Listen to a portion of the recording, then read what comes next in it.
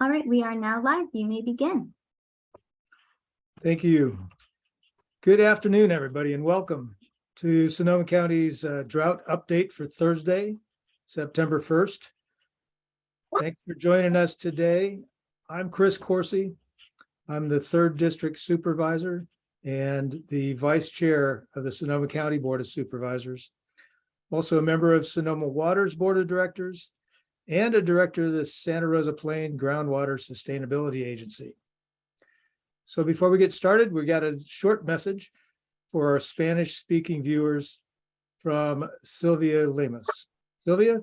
Yes, gracias. Buenas tardes y bienvenidos a la sesión informativa sobre la sequía. En esta sesión, los panelistas darán una actualización sobre la sequía, el cambio climático y los incendios forestales. Si está participando por Zoom, puede oprimir el símbolo de globo y seleccione la interpretación al español. Si está viendo la presentación por Facebook, por favor vaya a nuestro canal de YouTube, donde la presentación está disponible con interpretación al español. En la publicación de esta reunión en la página de Facebook del Condado de Sonoma, encontrará el enlace de YouTube. Muchas gracias. Back to you, Supervisor Coursey. Muchas gracias, Sylvia. So this is the 5th in a series of monthly town halls that the county and Sonoma Water have been staging this summer and this fall to give you the latest information on the drought and how it's impacting our county. Today, we've assembled a top-notch panel for you. We have Brooke Bingaman, lead forecaster with the National Weather Service's Bay Area office. We have Marcus Trotta, the principal hydrogeologist for Sonoma Water, and Connor Devane, Climate Resilience Programs Coordinator with the nonprofit Daily Axe. Jeff Duvall is also here from the county's Department of Emergency Management, and he'll be able to answer questions about the heat wave that's expected for this coming weekend. So we're here to give you an update on the drought in Sonoma County, share the latest forecast from the National Weather Service. One of their jobs is to alert the public about dangerous weather conditions that allow wildfires to start and spread rapidly. Today, you'll learn more about how they do that and what they see on the horizon as we enter the most dangerous part of the fire season. We'll also be updating you on an innovative project just outside of Santa Rosa, where Sonoma Water is spearheading an initiative to store water beneath the ground in aquifers for use in future droughts or during emergencies. And Connor Devane has some very timely information to share with you on things you can do around your home right now to capture rain this winter and use it to create beautiful gardens this spring, next spring. After that, we'll have plenty of time left for you to ask as many questions as you like, and we'll answer as many as we possibly can. There are 3 ways you can pose questions to our panelists today. If you've joined us on Zoom, please type your questions into the Q&A box. If you're watching this on Facebook or YouTube, you can type questions into the comments area below. You're also welcome to email questions to our public affairs team at publicaffairs@sonoma-county.org. We'll have staff monitoring that email inbox, and they'll pass along the questions to us. So let's get started. By now, most of you know that Sonoma County is in the 3rd year of what's classified as a severe drought. Now, all of California is in drought right now, but some areas are drier than others. We use a 5-step scale to describe the severity of drought. The San Joaquin Valley, south of Sacramento, is in the worst category. That's called exceptional drought. The Sacramento Valley, north of Sacramento, is next. They're in extreme drought. And we, in Sonoma County, and most of coastal California, are in the middle category, severe drought. So what does that mean? How bad is severe drought? Well, the first 7 months of the year have been the driest in Sonoma County in the past 128 years, with rainfall 20 inches below what's normal. I am an optimist by nature, But our main storage reservoir, Lake Sonoma, is now more empty than it is full. It's at about 48% of its capacity. Water levels will drop lower before it rains again. But there's some good news to share as well. We had a record-setting rainstorm last October, which helped our reservoirs recover a little bit last year after they had come dangerously low. Your efforts to save water are working. Sonoma Water customers have reduced water use by 22% this summer compared to 2020. As a result, Sonoma Water has reduced its diversions from the Russian River by 31% since July 1st, compared to the same period in 2020. That's equivalent to more than 1 billion gallons of water saved from the Russian River. On behalf of Sonoma Water and on behalf of every one of us who depends on the Russian River, I want to thank you, each and every one of you, for doing what you can to conserve water. I also want to ask you to keep it up. We absolutely need to continue to conserve water. There's no guarantee that we will get enough rain this winter to replenish our reservoirs, which remain seriously low. That's why conserving water now is critical. Water saved now is water we can use later. Saving water now will reduce the chance that we will face even more difficult decisions next year if the drought continues into the 4th year.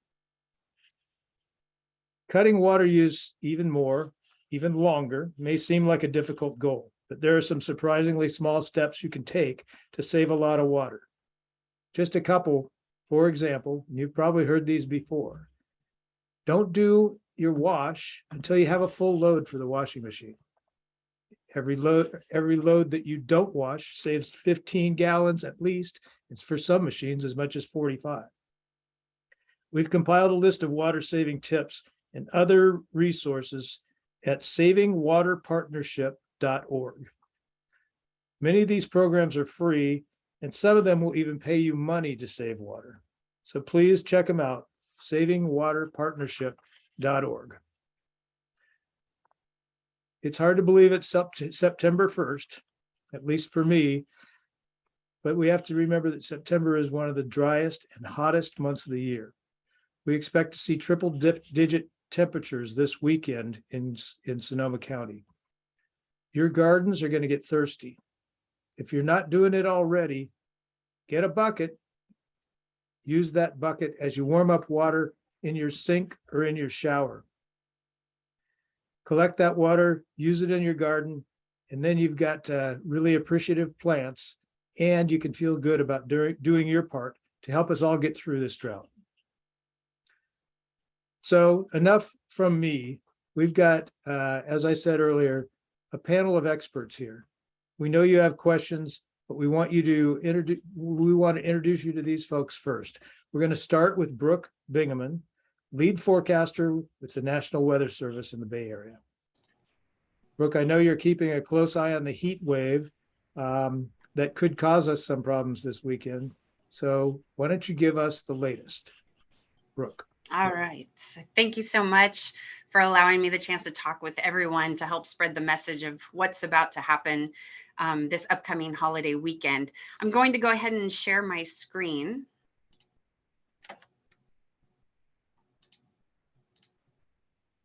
Okay, so yes, I'm going to cover several topics today: heat, drought, fires, and La Nina. So let's get into it. First of all, I just wanted to quickly explain how all of these elements are connected. One of the things that climate research has found is that we are noticing an increase in the frequency of extreme events, such as drought and heat waves. Now, drought and heat waves tend to actually occur together, which probably isn't a big surprise to you. But when that happens, they contribute to fire risk because hot and dry conditions means that the fuels on the ground, such as grasses, brush, and trees, those are just getting drier and drier and more susceptible to being burned if a fire should start. In addition to that, La Nina winters, while there is some variability with them, the general tendency is that during a La Nina winter, the North Bay typically has below normal precipitation. So we don't get as much rain or snow as we typically do in a winter. So when that happens, it's just one more element that adds to the impacts of heat waves, drought, and contributes more to fire risk for Sonoma County. Now, speaking of heat, this weekend we are expecting triple-digit heat. And for much of Sonoma County, you are under an excessive heat warning. So we have elevated this to a warning because not only are temperatures going to be very hot during the day, but even for the overnight temperatures, it will still be warm. Even if we're forecasting lows to down to 60 degrees, the problem is that around midnight or 1 o'clock in the morning, it could still be in the 70s. That cooling doesn't really happen until a couple of hours before sunrise. So you don't get a lot of cooling overnight. And that's why we have very high concern for residents, especially those that don't have air conditioning. Now, the good news I have for you today is that just a few hours ago, the extreme heat watch for the coastal area of Sonoma County has been dropped. As we look ahead at the forecast, it looks like the marine influence will be enough along the coastline to exclude them from any type of a heat warning or a heat advisory. So if you feel like you need a break from the inland heat, you may want to check out the coastline of Sonoma County. So if you want a comparison, here's a look at the range of high temperatures for some of the cities in Sonoma County. From Friday into Tuesday, many places are going to top out around 104 to 107 degrees, and that's very unusual. We could be looking at temperatures of 10 to 22 degrees above what's typically normal for this time of year. Now, what's interesting about this heat event is that we may not actually break any records. The reason for that is because we had two very strong extreme heat events back in 2017 and 2020, and those set very high records for the early part of September. But just because we're not breaking records does not mean that this is not a significant heat event. It will still be very significant for many people because it's many days of above normal temperatures.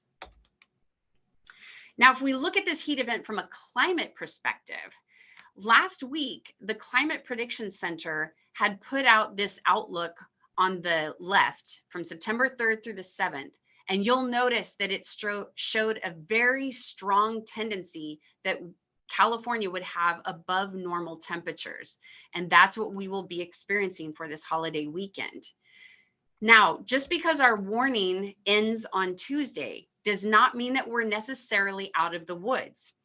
The Climate Prediction Center is showing that in the 6 to 10 day outlook from September 6th through the 10th, much of California will still lean towards above normal temperatures because that hot air mass isn't going to all of a sudden evaporate and get pushed out by cooler air.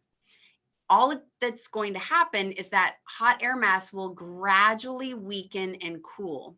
So even if we might not be hitting triple-digit heat, we will still be very warm and above normal temperatures. And that might be tough for some people to handle so many days in a row. Now let's move on to the drought outlook. This is the latest update, also from the Climate Prediction Center, looking at drought. And as you can see, almost the entire state of California, it is forecast that drought will persist from September through the entire month of November. So the early start into those late fall, early winter months is looking like we will still definitely be in drought. So this just adds to the notion of really wanting to stay with that water conservation concept as long as you can, because we may need it for the early part of winter. Now that we've talked about heat and drought, let's talk a little more about fire. And I really want to talk about what we are looking at when we see fire risk. So first off, the conditions we look at for fire weather are winds, humidity, fuels, and whether or not there could be thunderstorms that could spark possible fire starts. So extreme fire danger means that if a fire should start, there's a good likelihood that it would spread extremely rapidly. So we look at these conditions and we partner with the other fire agencies, and we are in constant communication, because while they can normally handle like simple, small vegetation fires when the winds aren't very strong, if they know that it's going to be hot and dry and there are going to be strong winds, they may need extra resources in case a fire should start. So when we have a fire weather watch, I like to use this taco analogy that you see on the slide. A taco watch means you've got all the ingredients to make a taco, but we're still watching to see if all those ingredients actually line up to actually make a taco. So a fire weather watch, we issue this typically 72 hours before we think that the ingredients are in place for extreme fire danger. As we get closer to the event, if we see that those ingredients are lining up, then we would issue a red flag warning. And that means either the conditions are happening right now or they soon will within 24 hours. And again, this means that we are looking at extreme fire danger. And as a quick reminder, fires can still start even if we don't have a fire weather watch or a red flag warning out. There's still the possibility of someone just carelessly throwing a cigarette butt out their window and it starts a small grass fire. But what we are really focusing on is that extreme fire danger, when we think fires could spread rapidly. So that's what these products are really issued for, are those extreme conditions. Now let's move on to the La Nina update. And we are looking at a strong possibility for La Nina through the fall months and into early winter. There is now an 86% chance of the La Nina signal happening. Now, what is interesting is that we are seeing that signal start to decrease in the later winter months. So what does that mean for this winter? It could mean that while we have a dry start, there may be some hope that towards the later winter months, we might get some normal precipitation patterns. But again, this is still questionable at this time. The official winter outlook won't be out until October 20th. But looking at that downward trend in the signal is something that we are definitely watching. Another interesting thing to note is that if we go into this La Nina this winter, this will be the third La Nina winter in a row. And having 3 La Ninas in a row is very rare. It's not unheard of, but it doesn't happen very often. So since 1950, when they started looking at El Nino and La Nina signals, there's only been 2 times prior where we have had 3 La Nina winters in a row. So overall, the key messages I have for all of you is to definitely be prepared for this Labor Day weekend, because we are looking at a multiple day heat event. And our highest concern is for people that do not have access to air conditioning. That includes people whose homes just didn't come with air conditioning. It includes people that could be out and about camping. And it definitely also includes the homeless population. So if you know people that don't have access to air conditioning or are planning to go camping, please reach out to them and let them know they should be preparing. Start making plans to go visit your local library, go to the mall, go to the movie theaters, especially during the hottest part of the afternoon, so that way you're giving your body a break from this multiple day heat event. And as for drought, as I stated, we are looking for those drought conditions to persist through November. We had some nice coastal drizzle that impacted Sonoma County, especially along the coast and into Santa Rosa area.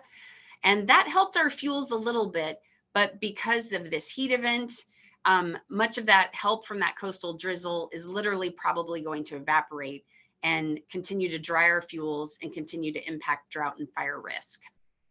And with La Nina, to wrap it up, we are still looking that we could go into a La Nina signal, but one thing you have to keep in mind is that not all La Nina winters play out the same way. Sometimes they're a little wetter than normal or drier than normal, or they end up seeming like an average winter. Sonoma County is geographically in a place that's not strongly correlated to the La Nina signal.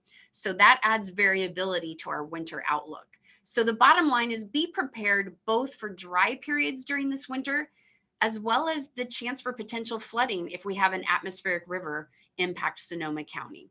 And don't forget that the official winter outlook will be October 20th. And with that, I am done with my presentation. Thank you, Brooke. Sounds like the message is be prepared for anything, especially a hot weekend. And I just want to add, if you're going to take Brooke's advice and seek some refuge in the cooler air at the coast, pack your patience, because so will everybody else be trying to do the same thing. Thanks, Brooke. Okay, we're going to move on to Marcus Trotta, the principal hydrogeologist at Sonoma Water. And Marcus is going to talk about some of the innovative initiatives the water agency is taking to prepare us for the continuing drought. Marcus. Great, thank you, Supervisor Corsi. Hopefully my presentation is showing up on the Zoom here. Yes. Yep. Yeah, so thanks for having me here tonight. Happy to report out on activities that Sonoma Water is involved in, that I'm directly involved in, related to sources of supply evaluation and looking at how we can utilize all of our existing sources of supply to help get us through this drought and plan to do even better during future droughts. So there we go. So when we think about what we have kind of available in our toolbox in terms of water supplies here in Sonoma County, and I'm principally covering sources of supply that are available to Sonoma Water. And Sonoma Water, Sonoma County Water Agency, is the wholesale water supplier for most of the larger urban areas within southern Sonoma County. I'll show a map that shows kind of where we deliver our water to and where that water comes from. But the sources that we're looking at include our largest source is sourced from the Russian River project. That's water that's stored in two large reservoirs, Lake Mendocino and Lake Sonoma, and diverted from the Russian River near Forestville and delivered as drinking water through pipelines to many of the cities in Sonoma County. We also have been developing and working with other partners who are developing recycled water supplies, recognizing that reusing these this critical water source more than once is really going to be key to helping us in the future and create additional sources of supply that offset the need for potable water use where that can be used. And then what you're hearing a lot about these days, and is often one of the most effective tools, particularly during extreme droughts, is conservation. And I'll show how some of the conservation measures that have been implemented in Sonoma County have really been successful in reducing our overall water use in the county. And then most of my presentation is really going to focus on groundwater supplies and how we can think about and work on projects and better utilize our groundwater resources with our surface water and other resources to help us meet future drought conditions. So starting with that first source of water supply, that's the Russian River source. This is a map showing the Russian River watershed. Not sure if you can see my cursor, but in this map on the left, in the northern portions of the map is Lake Mendocino, which is one of one of our water supply reservoirs that we cooperate with the U.S. Army Corps of Engineers. The Sonoma County Water Agency is responsible for operations in the water supply pool and water supply portions, while the U.S. Army Corps has responsibility during flood control season. Sonoma Water supplies water to about 600,000 residents, and that's shown on the map on the right. We also have Lake Sonoma, which is also shown on both maps, which is actually our larger drinking water reservoir, which is kind of the main source of supply for the water that Sonoma Water diverts and serves to its customers. I'll also note that there are a number of other cities and water users along the Russian River watershed in northern Sonoma County and in Mendocino County that rely on us releasing water from Lake Mendocino to provide water to meet minimum in-stream flows for environmental purposes, as well as water supplies for public health and safety. The diversions that we make from the Russian River are near Forestville, and that's water that's naturally filtered through the aquifer system here.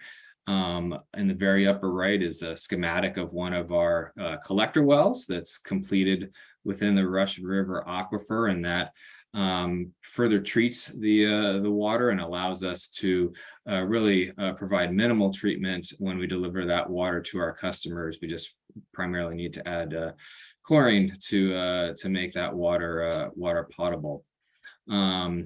And so these are our main sources of supply on the Russian River. And as I'm sure you're aware, during periods of extreme droughts, the supply can be limited, and because we're sharing this water with other users, including fisheries. In years like this, the state often imposes mandatory reductions in the amount of water that we can divert from the Russian River, which results in some of the conservation measures that cities and others are establishing during this drought. So to help us manage during times when those river diversions are more limited, we look to some of these other sources of supply, and I mentioned recycled water. This has been increasingly important in many areas of the county and really throughout the world. This is highly treated wastewater that's treated to tertiary standards, that is able to be utilized for agricultural irrigation in parks, on playing fields, and for landscaping, and in some cases for environmental restoration. There's environmental uses of that water as well, particularly in Sonoma Valley, where it's restoring some former salt marshes. The kind of third area of supply is supply that we can gain by using less water, and that essentially makes those other sources more plentiful if we can reduce our overall water use. And we've had a tremendous history of success in that regard in Sonoma County with Sonoma Water and its water retailers that we sell water to. This graph shows the gallons per capita per day. That's the orange GPCD line there. So that's the amount of water on average that is used by each person within our service area. And you can see back in the mid 90s, that was as high as about 160 gallons per day per person. And the other line on that graph is showing the population trend over that same time. And you can see that through conservation measures that have been incentivized to our customers and rolled out through many of the cities and water districts, that as the overall population has increased to our customers from about 500,000 to 600,000 people over this time frame, that the overall usage has gone down, and we've gotten our collective gallons per capita per day number down to closer to 100 gallons a day. So a tremendous amount of water savings can be realized through water conservation. And as Supervisor Corsi noted, that's really one of our key tools, and one of our main messages is that conservation really does help, especially during periods of drought like this. So I'm going to focus the rest of my talk really on the source of supply that I mostly work at Sonoma Water, and that's groundwater. So in addition to maximizing that recycled water and conservation work, groundwater is another source of supply that can be used and is often utilized in areas throughout the state and throughout the world when surface water supplies are more limited. Groundwater often becomes the backup supply that is more heavily relied upon during drier periods. And that's actually a concept that Sonoma Water has been integrating into its operations and overall water management for a couple of decades now, where we do have some wells within the Santa Rosa Plain groundwater basin that I'll show that historically were pumped more frequently. And our kind of current strategy is to let those wells rest during years of kind of normal precipitation or wet years, so the aquifer is able to recover. And then that way we have that groundwater available to pump during years like this when droughts occur. So that's one strategy that we have been implementing over many years. And what I'm going to talk about today is kind of a new, more innovative strategy that actually more actively recharges our groundwater aquifers, known as aquifer storage and recovery.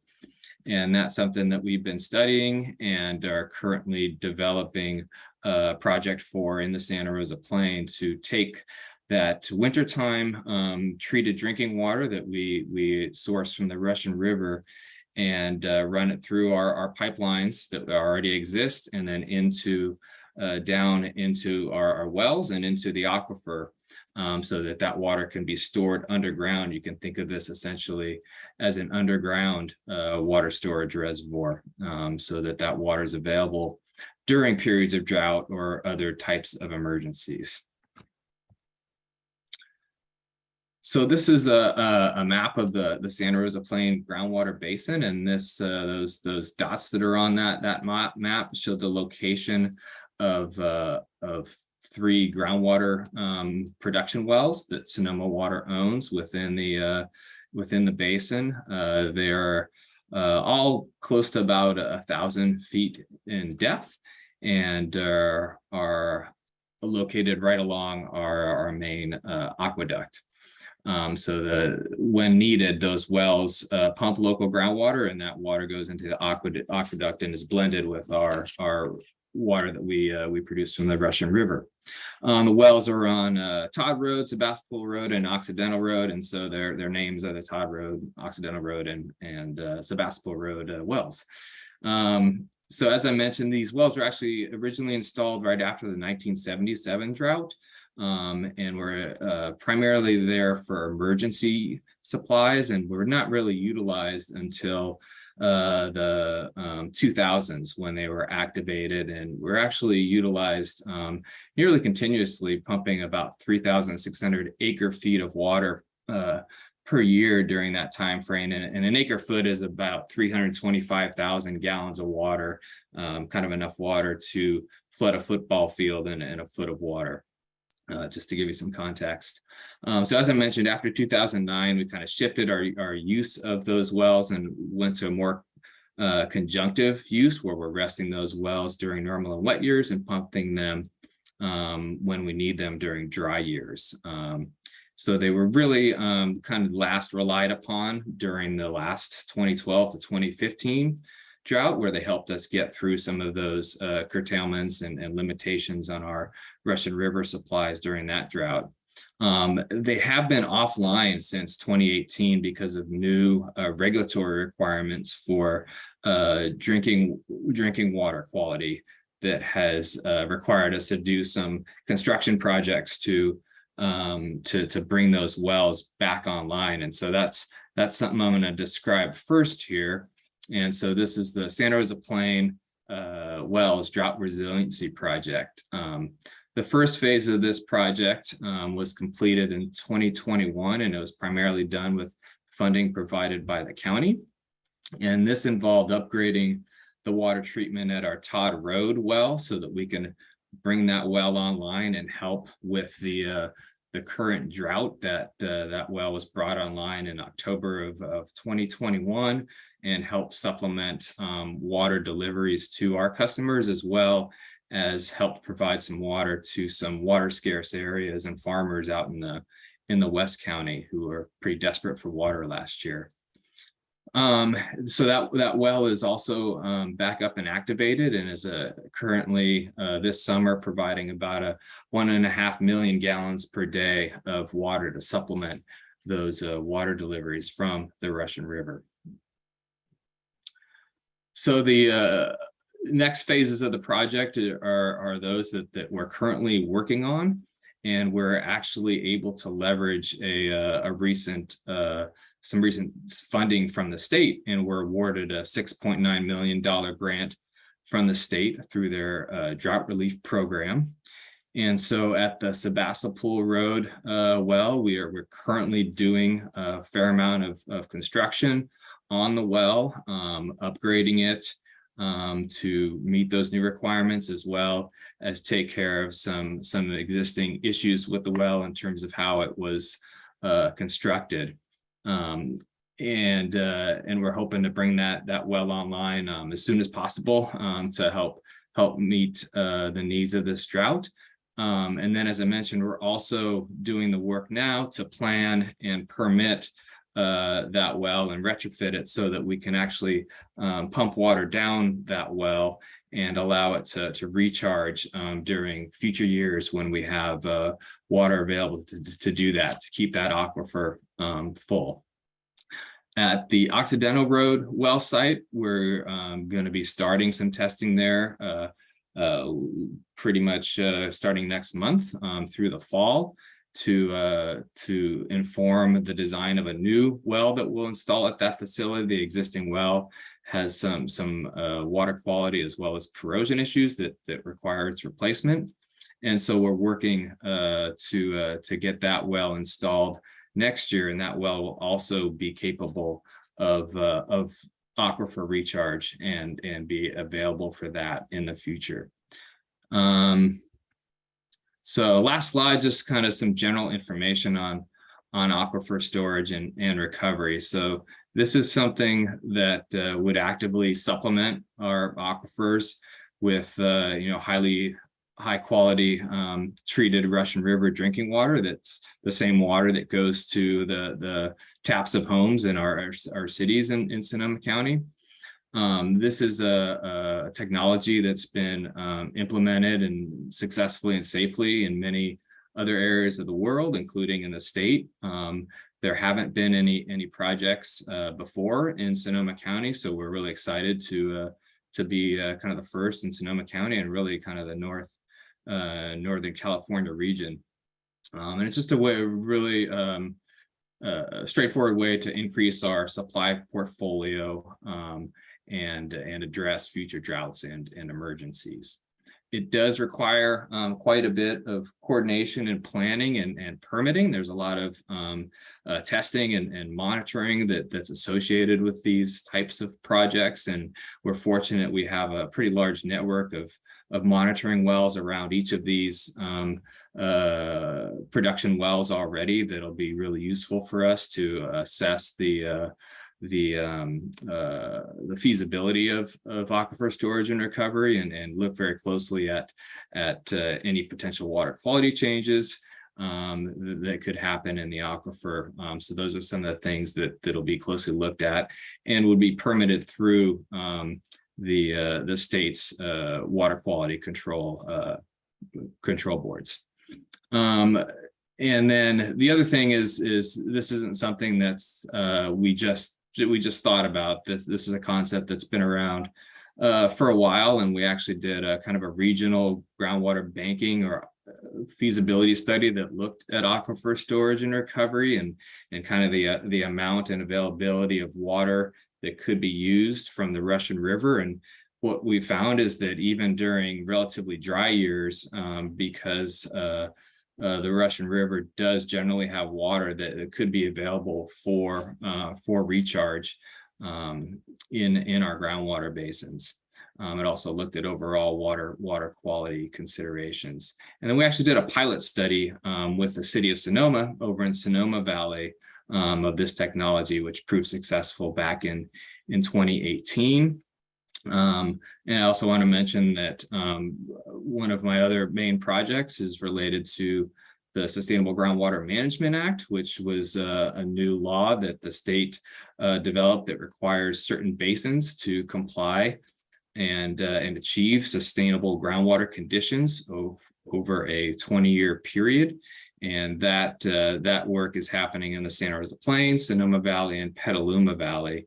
And so aquifer storage and recovery is one of the strategies that's consistent with those plans and our projects that are within those plans that'll help those basins achieve sustainability. So we have a lot of other partners. And then it also ties in with some larger kind of water resiliency planning that Sonoma Water is involved in. So with that, I think I'm through with my slides and happy to turn it back to you, Supervisor Corsi. Okay, thank you, Marcus. Next, we'll go into Connor Devane, the Climate Resilient Programs Coordinator at Daily Acts. Connor, why don't you take it away? And let's make sure we save some time at the end for questions. Do my best. Yeah, thank you, Supervisor Corsi. It is my honor and pleasure to be here to talk to you all about the basics of rainwater harvesting, both in ground and above ground. The goal here is just to introduce you all to the concepts and get you excited about being part of the strategies to combat drought and slow down climate change. We're going to keep it pretty high level, but I do have resources I can share after the presentation for folks more interested in the details. So before we jump in, just a really quick word on Daily Acts, who we are, what we do. We're an environmental nonprofit based in Petaluma that works to inspire transformative actions that create more connected, equitable, and climate resilient communities. One of our many strategies for doing that is sharing low cost, low tech, and people-powered solutions for having a positive impact on our shared environment, which is what I'm going to be talking about today.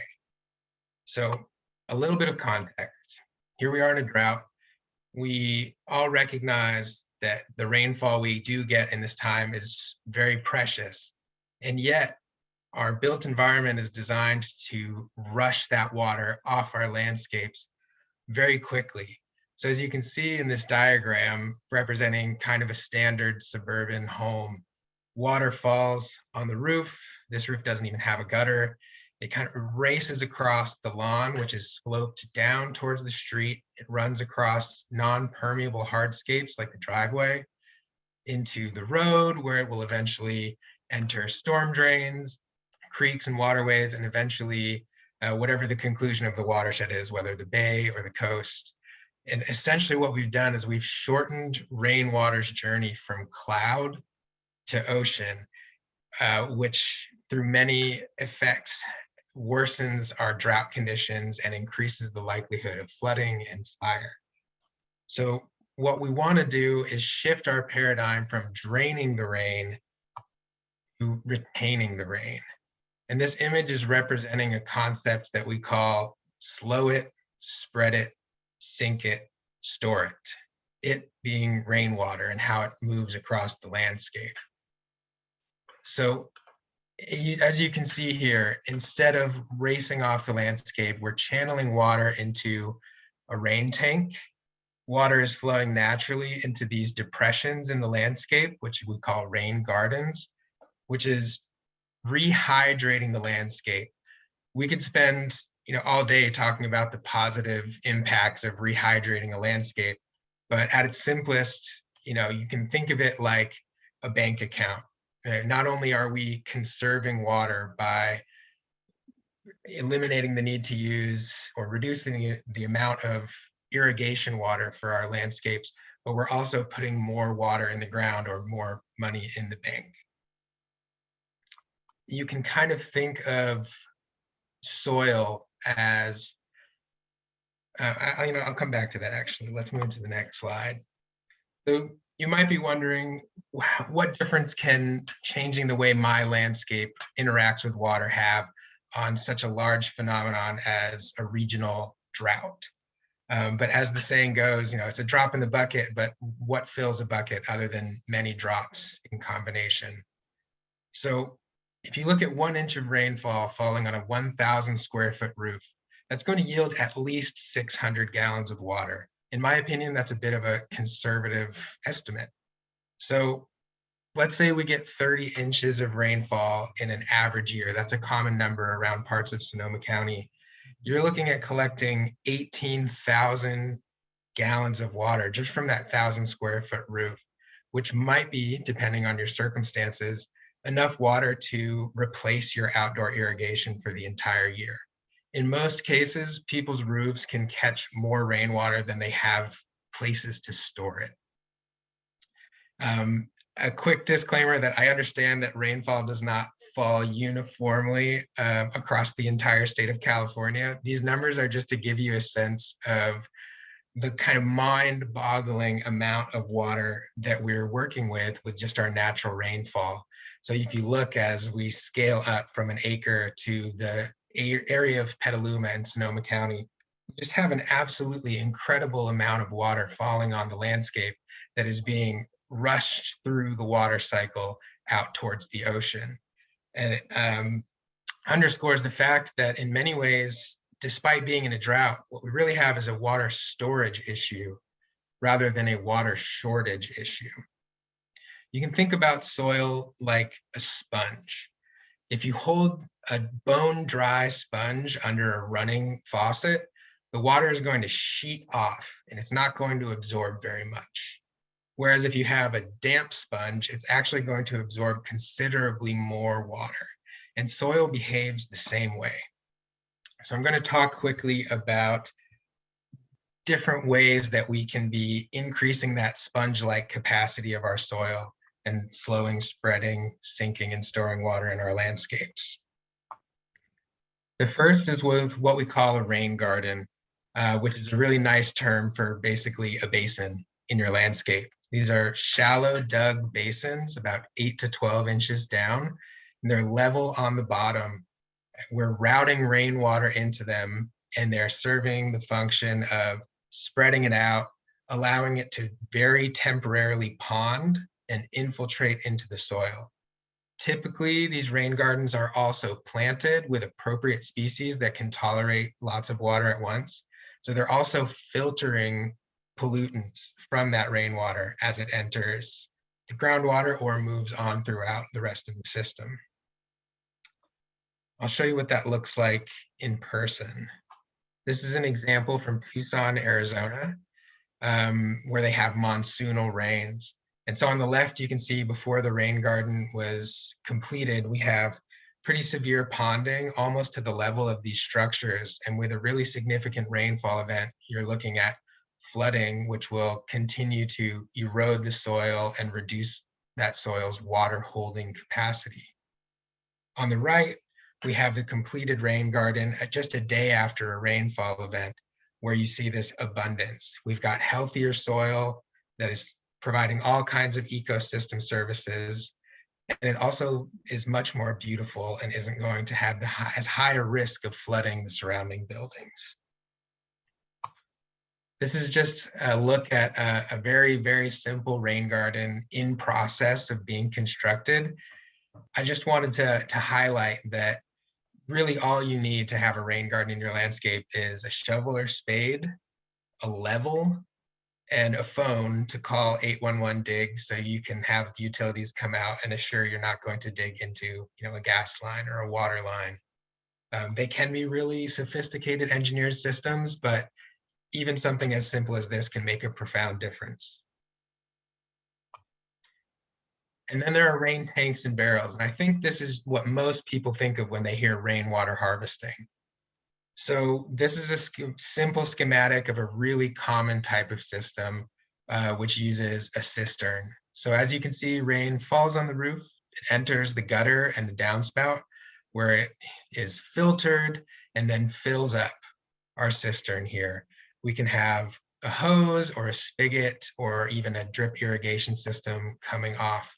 But the idea here is that rain that you're storing in tanks or barrels, you can use to extend the growing season so that you're not having to use city water in the middle of September to water your garden and to keep that soil hydrated and healthy. You can use rainwater, which is actually the best water for your plants and your soil. I want to point out that even this kind of system is very DIY friendly. With just a little bit of instruction, I'm confident that most people could do this on their own, but there are simpler ways. So on the right here, we have probably our simplest. It's just a repurposed wine barrel. Just a key note is to make sure you have a screen to keep mosquitoes out of your stored water. On the left, also using recycled materials, these food grade barrels. This is an example from Blue Barrel Systems, which is a Santa Rosa based woman owned company. These are compact, simple, but elegant systems. They can work in almost any application. They're plumbed together at the bottom, so they fill simultaneously and they drain simultaneously. On the left, we have IBC or ag boats, very similar system. They're plumbed together. And then last, on the right, we have probably your most expensive option. These manufactured tanks will give you the biggest range of capacities, shapes, and sizes, but they are going to cost more. They're typically made of plastic, ferro cement, or metal. I know I'm running low on time here, so I'll just move through these last slides really quickly. There are rebates available to you. So not only can you save money by installing these systems, both rain gardens and rain tanks and barrels, but the government will actually give you a rebate to offset the costs of installing one. So I won't go into the details. I have links with the details I can share, but what you need to know is if you are a Santa Rosa or Healdsburg resident, you will go through those entities. Everyone else, there's a county-wide rebate. If you're going to install a system yourself, you might check out the Santa Rosa Tool Lending Library to borrow tools for free. Excellent community resource for all Sonoma County residents. They even have rain barrel installation kits you can borrow. And if not, if you want to hire someone, we do have a list of installers that we recommend that I can share. Last, we have 2 events coming up this fall, 2 webinars, one in English and one in Spanish, the first week of November, to teach you how to design and install a rain barrel system. If you don't want to wait until November, we do have a wealth of print resources and webinar recordings on the topics I've talked about, plus many other water conservation and water cycle regeneration strategies that you can view for free. With that, I just want to say that I hope that you're excited about not only helping the collective efforts to reduce the drought, but also to be part of these innovative and people-powered climate solutions. And thanks for your time. I'll pass it back to you, Supervisor Corsi. Thanks, Connor. That's really good information. I want to note one of the questions in the Q&A was about installation of these. Not everybody's going to be able to do it themselves. If you have any resources that you can put into the chat or the Q&A, I'm not sure which one's visible to the public, but if you have those, that'd be great. Absolutely. I have a list of recommended contractors and companies who can help folks out with that. Okay. I think it'll have to be the Q&A. Great, thank you. Ted Apple from our communications team is here to give us a quick reminder how you can pose questions. Maybe we should just go to the questions, Ted. We're getting short on time, so I'll let you take that. Great. Thanks, Supervisor Corsi. If you'd like to get a question in, you can, and you're joining us on Zoom, please type them into the Q&A box. Our folks have already been answering some of them there. You're also welcome to email those questions to Public Affairs team at publicaffairs@sonoma-county.org. That's publicaffairs@sonoma-county.org. We have staff monitoring that inbox who will pass along those questions to us. I think the first question should go to Brooke Bingman and Jeff Duvall with the county's Department of Emergency Management. As Brooke mentioned, we're expecting some extremely high temperatures this weekend. So just how worried should people be about this, and what should they be doing to prepare for it? Well, the first thing people should be doing is definitely paying attention to the updates to the forecast. All the TV meteorologists and newspapers and radios listen to our forecast and disseminate that information. So you can get that information in multiple ways. So it's important to know what the daily highs are going to be, but also what the overnight lows are going to be in case they stay warmer up in the 70s or 80s. So things that I would suggest to people is definitely don't do anything strenuous outdoors during the hottest part of the afternoon. So generally, anytime between noon to 6 or 7 p.m., that's going to be those hottest hours of the day. So try to stay coolest then. Definitely stay hydrated. If you are thirsty, that means you're already starting the process of being dehydrated. And keep an eye out for people that maybe start to feel dizzy or just don't feel right. Those could be the early signs of some type of heat-related illness. We don't want people getting strokes from the heat or passing away because of the heat was so extreme. And also, one of the biggest tips is please, please, please check the back seat of your car. Cars heat up so quickly. And even if you have the windows cracked, if you're leaving a pet inside of your car or small children or even someone elderly, a car is not the place for them to sit during this heat event because those cars will get much hotter than what the actual temperature is outside. So those are some of the key things. And also, even if you do have air conditioning at home, keep in mind that sometimes during these heat events, we could experience power outages because there's such a high demand. So don't rely wholeheartedly on your air conditioning. Be prepared, have some fans out, or make plans to go to other places that do have power and air conditioning in case that happens to you. And I'll see if Jeff has additional input on that situation. No, and thank you, Brooke, and thank you, Supervisor Coursey and Ted, for the opportunity today. One of the big resources that we have here for Sonoma County is socoemergency.org, and we've been updating under the emergency tab there. We have a heat-related link there, and it's got lists for cooling centers in the county, cooling centers such as up in Cloverdale at the Cloverdale Citrus Fair, their hours of operation, Hillsburg at the Hillsburg Senior Center, Petaluma, Roanoke Park, Santa Rosa, and Sebastopol. So our office here has been working with our county partners to identify where these resources are in the county and getting that information out to the public, not only on socoemergency.org, but you can also call 211 and get some information there. And we also have other information on there for, as Brooke said, preparing for the possibility of power loss. This heat wave, as Brooke said, is not only affecting Sonoma County, it is affecting all of California and parts of Nevada and even parts of Oregon. So there's that strain on the electrical grid system. There's only so much power in that grid system, and something's got to give at some point, and that's where we see the rolling blackouts. Once that happens, it's very quick when it happens.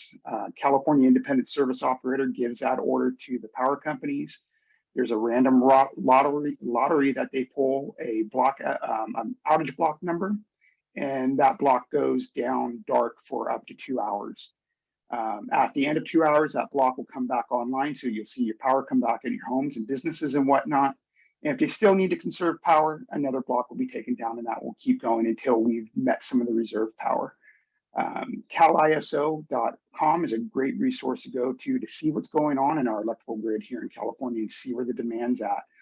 We are currently in a flex alert right now until about 9 o'clock tonight, and we'll also see that flex alert continue tomorrow and throughout the weekend. So many resources for you, again, on socoemergency.org and at 211. That's great. Thank you. That's great information. I know that we're at 5 o'clock here, but with the indulgence of the panel, I'd like to keep us around here because there's a lot of questions from the audience. There's one question that's popped up repeatedly during our town halls, and we're seeing variations of it in the comments again this afternoon. Many people wonder, why in the world local officials would continue to approve new housing developments at the same time that we're asking existing homes, farms, and businesses to conserve. Should there be a moratorium on construction or other types of development until we increase our water supply? Is that a question you'd like to address? Would you like a local official to address that question? I think that would be great. Thank you. It's a question that we get all the time, and it's a reasonable question, but we're not in an either or situation here. Our job as local officials is to meet the people's needs in response to both a water crisis and a housing crisis. We have to walk and chew gum at the same time right now. And fortunately, we can reasonably build housing in a drought because residents' water use has changed over the decades, as Marcus was talking about. And because our water management practices also have changed and improved. You know, we've got conservation is universal now. And, you know, it's not, you know, a joke about putting a brick in a toilet or showering with a friend. It's part of our culture is saving water. Someone asked in the chat about why industry and agriculture aren't mentioned about in conservation. And it's true that agriculture and industry use a lot of water, more water than residential for sure. But don't be mistaken in thinking that they don't also conserve. Industry in particular is paying more for water, just like we're all paying more for water. And you know that in business, you want to save as much money as possible. So if they can save dollars by saving water, that's what they're going to do. And when we have mandatory cutbacks, it's not just on residential use. Agriculture, for the most part, uses private wells. You know, they've got to conserve their water because when it's gone, they don't have anywhere else to go. In northern Sonoma County, on the upper reaches of the Russian River, some agriculture has water rights. Those water rights in the past few years have been curtailed to some extent as the drought has gone on. They're not exempt from the need to conserve. Also, we have new ways that we manage our reservoirs. Like Lake Mendocino used to have to dump water in the wintertime or release water in the wintertime. We don't want to talk about dumping water, but release water into the river so they could make room for the rains that were expected later on. Thanks to Sonoma Water, which kind of invented this, they now operate under forecast informed reservoir operations. That's called FURO. So they're able to look at the long-term forecast and they don't have to make room for storms that aren't coming. So we have a much more efficient way to run the reservoir. We're trying to get the same permission to use Lake Sonoma in the same way. There's this growing focus on recharging aquifers, the groundwater, using big storm events in the wintertime to fill up so we have water when it's dry later on. And finally, Marcus mentioned this too, the greater, more widespread use of recycled water, basically turning wastewater into a valuable commodity that we actually sell. So with all of that, we can build more housing. I had a statistic here that was provided earlier in the day. In Santa Rosa, just for example, the total water use in the city of Santa Rosa has decreased by 14% since 1990. There's been a 57% increase in the population of Santa Rosa in those 32 years, and a 14% decrease in the total water use. So a lot more people using a lot less water. Hope that answers the question. Great. Thank you, Supervisor Corsi. We have another question, and I don't know if you want to take a swing at this one or if we should bring in Marcus from Sonoma Water or Jeff from the Department of Emergency Management. Charlie asks, is the water agency and its client agencies preparing a strategy to respond to a no water condition in areas of the county should the drought persist? And which areas of the county are most likely to experience an absence of potable water first? So I guess what are we doing to prepare if parts of the county run out of water? Well, first of all, I think some of the examples I just gave are ways that we're trying not to run out of water to make sure that doesn't happen. I think that, looking at the doomsday scenario is something that, might be a good exercise, but it's not the reality. Every county, every municipality is required by state law to update their water plan every 5 years and look at the availability of water over a 30-year period going forward. Every municipality, every county is required to have a water shortage contingency plan. It's not a zero water plan, it's a water shortage plan. Maybe one of the experts here has a link to that plan that we can put into the Q&A so people can look at what kind of contingencies we have to look at going forward. Great. Thank you, Supervisor Coursey. Anyone else want to add to that, or? Yeah, no, I would just say, echo what Supervisor Coursey said regarding water shortage contingency planning. It's something that Sonoma Water and all of our water contractors are required to do and do take very seriously, and they come in very much at handy during droughts like this. And we're always learning from each drought, how to improve and better plan for future conditions as well. And in addition to, I mentioned Sonoma Water provides water to most of the urban, cities in the southern Sonoma County. There's also, many other water users throughout the county that have their own sources of supply. Sometimes those are, their own wells or small water systems, and those can certainly be more vulnerable throughout the county, depending upon the local geology. And so that's something that, past droughts have revealed some areas that are a little more water scarce that have been studied by the county and others in the past. And that sometimes, have their own challenges. And that's something that I believe that the county drought task force is assessing as well and is there to help with. Great.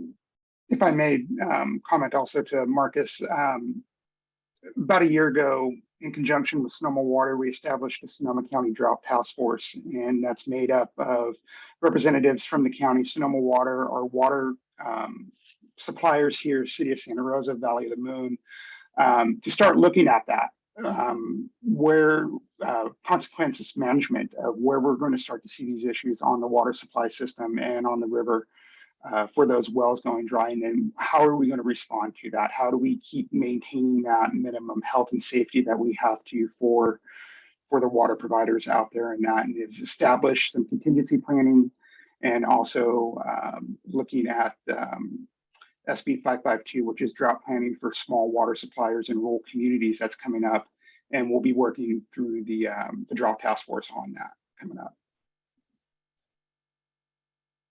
Great, thank you all.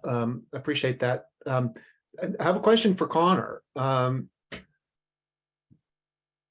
Is it legal to harvest rainwater that falls on your property, or does that have some negative impacts on downstream ecosystems that also need water to survive?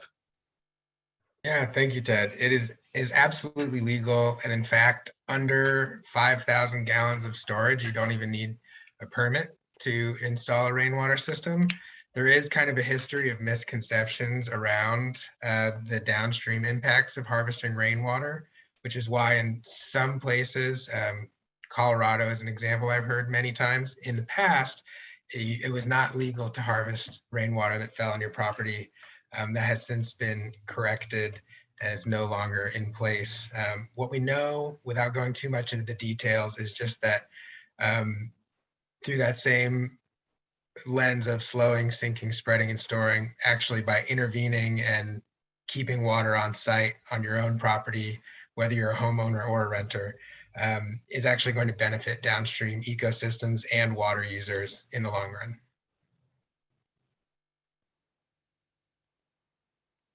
Thanks, Connor.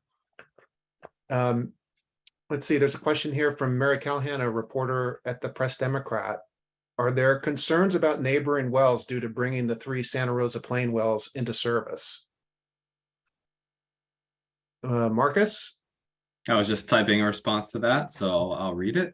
So as I mentioned, Sonoma County does have a very extensive network of monitoring wells surrounding our production wells in the Santa Rosa Plain. And in addition, the newly formed Groundwater Sustainability Agency has its own network of wells throughout the basin.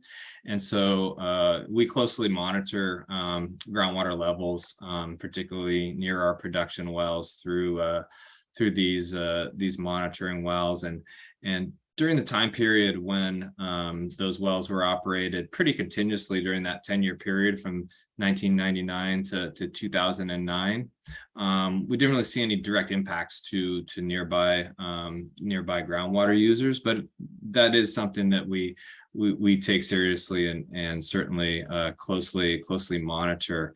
Our wells are, as I mentioned, are pretty deep. They're generally producing from an aquifer that's between 400 to 1,000 feet deep, and most of the residential wells, at least, that provide water for people's homes in the nearby area are less than 200 feet, and we really don't see any impact when we're pumping to that shallow aquifer system, but it is something that we do closely monitor. Great, thank you. There's a question here, probably for you, Marcus. Barry asks, what's the name and current status of the aquifer that supplies water for the city of Sebastopol? And if the drought continues, when will it get to critical levels? Yeah, so the city of Sebastopol is actually located just on the western margins of what's known as the Santa Rosa Plain groundwater basin. It's within the jurisdiction of this new Groundwater Sustainability Agency. Its wells are completed similar depths to Sonoma Water, is not as deep, generally 400 to 600 feet deep, and they actually tap an aquifer known as the Wilson Grove Formation, which is one of the more permeable and productive aquifers in the county. Groundwater levels around their wells over the past 10 to 15 years have generally been pretty stable, in some cases even recovering. Although, like all wells, or most wells in the county, the past 2 years, we've seen declines in most wells. And so that's something, again, that the city closely monitors, and the Groundwater Sustainability Agency, through its network of monitoring wells, is also tracking groundwater levels. The Sustainability Agency also, as part of its plan, was required to set certain thresholds that avoid dewatering of wells or having impact on production wells. And so that's something that the Sustainability Agency is responsible for, also checking to make sure those groundwater levels don't reach critical levels, and I'm sure the city of Sebastopol is watching. Great, thank you, Marcus. Well, we're now at 5:15. Supervisor Corsi, are there any other questions that you've seen in the chat that you'd like to address at this point, or should we bring this to a close? Well, I thought you were monitoring that, Ted, but Yeah. I think that we're losing some of our panelists right now. We're 15 minutes over, and I've got an event to go to, so it's probably time to conclude. One of the questions that I did see is if this will be available later on for people to use the recording. Copies of the slideshows and the recording of this whole meeting will be available shortly on the Drought page at socoemergency.org, which is a great resource for this and for many other things. You'll find lots of information there that'll help you get through this drought, whether you're getting water from a city or from a well. And Again, it's socoemergency.org. And then look for drought on there. Pass it back to you, Ted. Great, thank you so much. And thank you to our panelists and our audience for joining us today. Please join us again next month when we will share the latest information on the drought. And if there are topics that you would like to see us address in these town halls, please email your suggestions to our public affairs team. You can reach us at publicaffairs@sonoma-county.org. Thank you, everyone, and have a good evening.